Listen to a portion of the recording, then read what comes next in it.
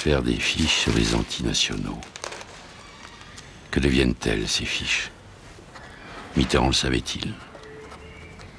Ce que l'on sait en tout cas, c'est que si son patron, Favre de Thierrens, a été salué comme grand résistant à la sortie de la guerre, Mitterrand, lui, est pour l'heure un fervent du vieux maréchal et de sa révolution nationale.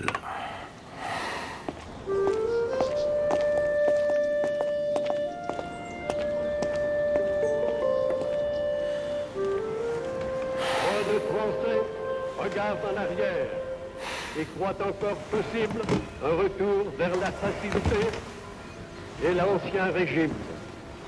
Professionnels de l'élection qui ont perdu leurs privilèges, bourgeois d'affaires aveuglés par leur égoïsme, restent avides de retrouver leur hégémonie. Je n'admets ni le doute, ni les surenchères, ni les murmures, d'où qu'ils viennent. Travail, famille, patrie. Telle est la devise de cet État français qui campe sur les décombres d'une Troisième République défunte, jugée responsable de tous les maux du pays. Ce programme qui exalte les valeurs traditionnelles d'une patrie traumatisée plaît à François Mitterrand. Jeune homme curieux de tout, passionné par les idées politiques, et qui fut un temps avant-guerre proche de la droite nationaliste et des croix de feu du colonel de la Rocque.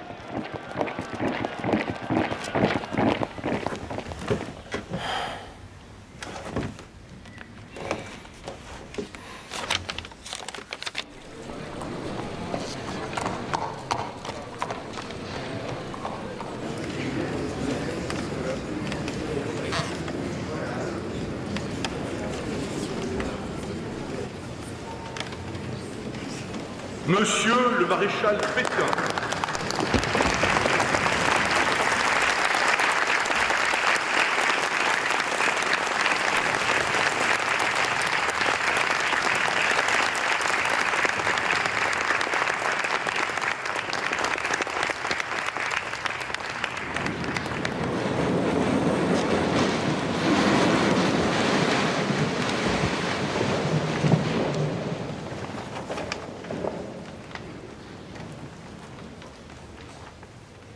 Magnifique.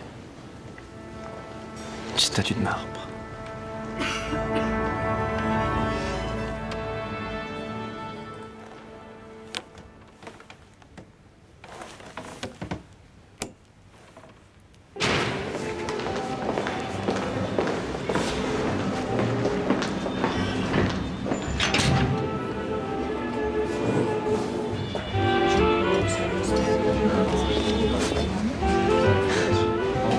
Je réfléchissais à notre conversation d'hier. Je ne suis pas du tout d'accord, Simon. Qu'est-ce que ça veut dire, révolution nationale? C'est l'union de deux mots vidés de sens. Où sont-ils, tes révolutionnaires nationaux? Montre-les-moi. Ces gratte-papier sinistres au bureau, c'est ça, tes révolutionnaires nationaux? Hein?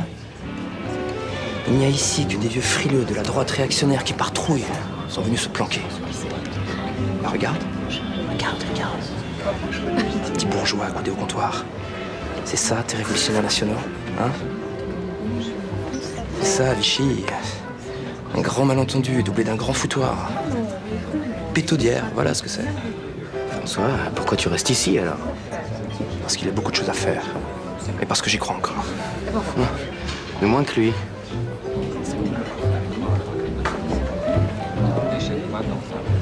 Bonsoir. Bonsoir. François Mitterrand, Gabriel Janté. Bonsoir.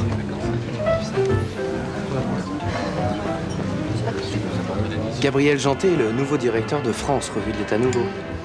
François Mitterrand, mon ami dont je t'ai parlé, il travaille pour cet original de Favre de Thierrens. On sait pas bien le jeu qui joue celui-là en ce moment. Un jeune travail qu'à la documentation. En fait, je ne suis pas sûr de servir à grand-chose. Nous pourrions faire beaucoup plus pour le maréchal.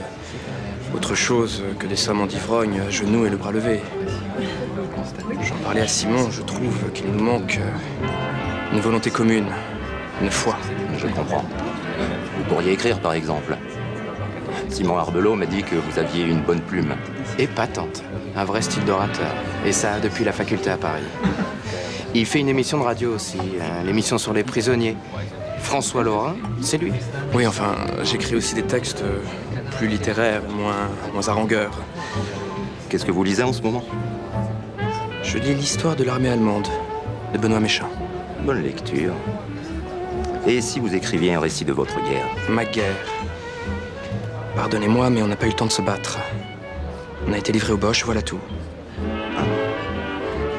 Et un récit de votre captivité. L'Allemagne vue par un prisonnier. Oui, en effet. Là, il y a beaucoup à dire. Alors dites-le. D'accord? Merci.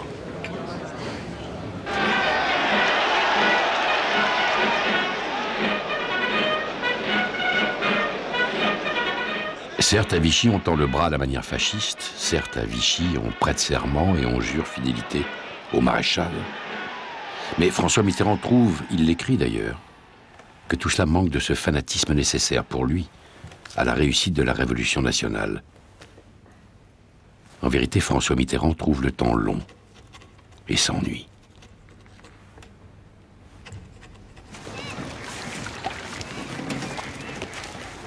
Tadam!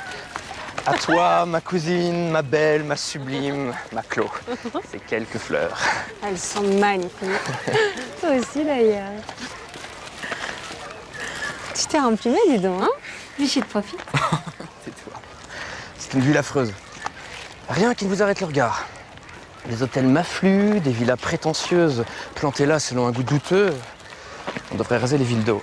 Bah oui. Toujours l'essence de la mesure. À propos, t'écris toujours?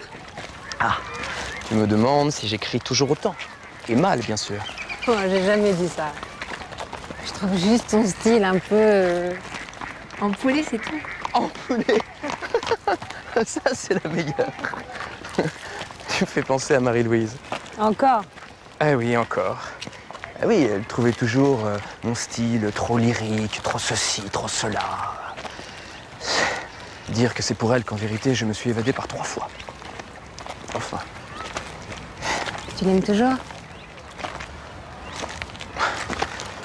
Je l'aime parce que je l'ai aimée. Mais encore. Je ne souffre plus. À la bonne heure. Mais Dante n'a jamais oublié Béatrice. Il faut laisser du temps au temps, non? J'ai vieilli. Une guerre, une captivité, ça vous fait passer le souvenir de votre jeunesse. Bon.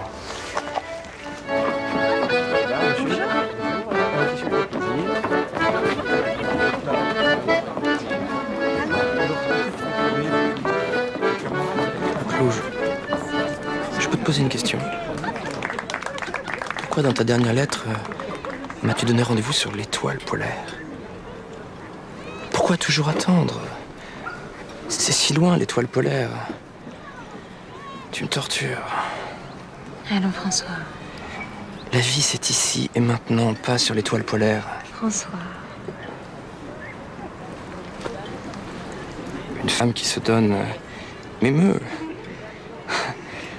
L'amour physique, s'il est complet, s'emplit de gestes si mystérieux. Tu es gourmande, toi aussi? Arrête. Reste-toi ami. Hein? C'est beaucoup mieux. Pourquoi faut-il que les femmes que j'aime me repoussent alors que je me sens tellement vivant?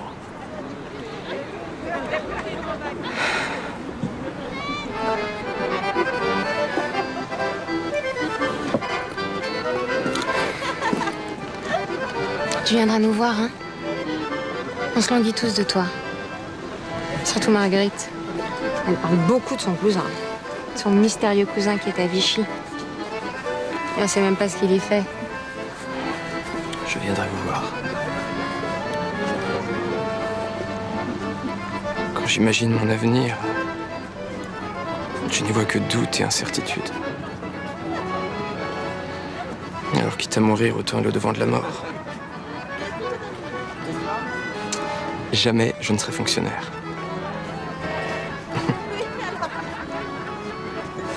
Tout petit déjà, ta mère disait que tu voulais être président de la République. Rien que ça. Ça n'a rien de ridicule. Rien.